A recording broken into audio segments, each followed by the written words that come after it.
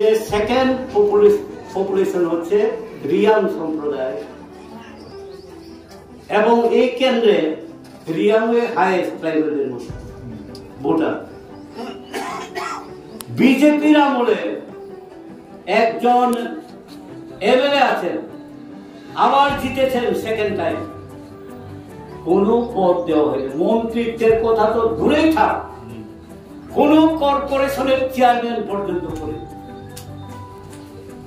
ব্রুদের বিভিন্ন সামাজিক সংস্থাগুলো আছে, তারা বারবার সোশ্যাল মিডিয়ার মাধ্যমে তারা মানে প্রেস মিট করেছে, দাবি করেছে এবং লিখিত আকারেও মুখ্যমন্ত্রীর কাছেও দিয়েছেন যে রিয়াং সম্প্রদায় থেকে অন্তত একজন, অন্য দপ্তর যাই হোক, ভালনারেবল প্রিমিটিভ ট্রাইব, এই ছোট্ট একটা দপ্তর, এটার মন্ত্রী যাতে করা হবে, কোন পাত্তা নেই।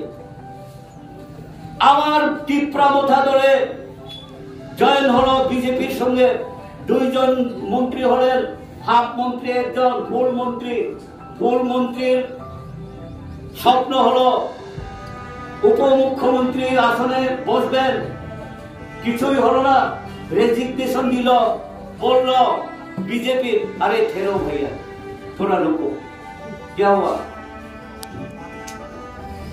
ইলেকশন হলে তো ইলেকশন হইতে দাও,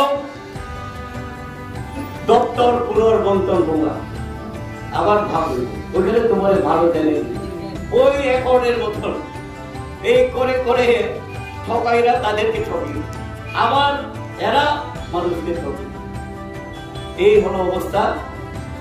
এর জন্য রিয়াংদের মধ্যে ক্ষোভ প্রকাশ করছে, প্রকাশ্যে গোপনে।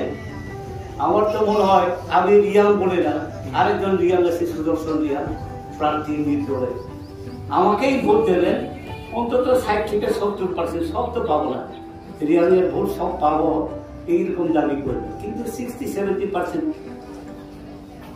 পাওয়ার একটা।